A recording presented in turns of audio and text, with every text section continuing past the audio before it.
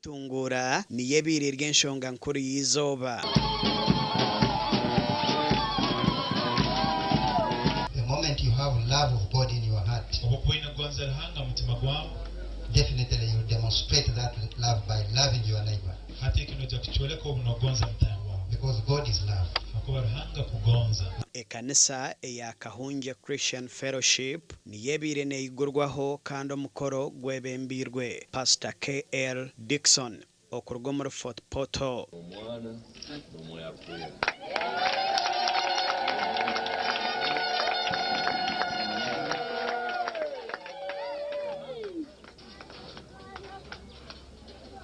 Twinita kalyeito kuruga gule mu uruyenja horuli kugaruka sendi yakuri itakarine chapa kiriyo mazina ga Kahunge Christian Fellowship Church.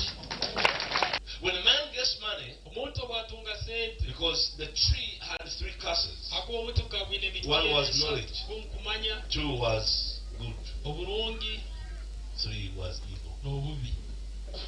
That's why it is very common today for somebody to come at your funeral and even buy your casket. He is the one who killed you and makes a great speech. Brigadier General Charles Kisembo akoze isomugisha okuhiga abarokore obutirukangira omu bintu byensi kureka babase okukorera entunguka y'amaka gabo. We want to, it has a target, a strategic goal.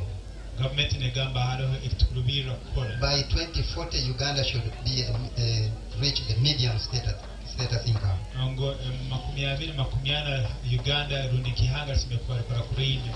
There are certain indicators which must be reflected. The days of poverty are over. These are days to make a difference. That is becoming present. Abarokore borekera okubaganyirwe omu kiterane eki kandi basimira abebembezi b'amadiini ahabwa kubahugura omu by'entunguka.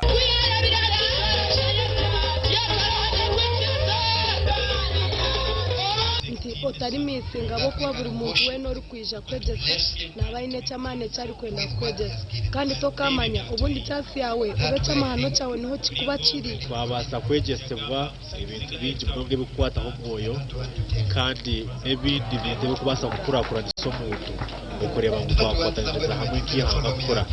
Amakuru gasha kwa Anthony Twine.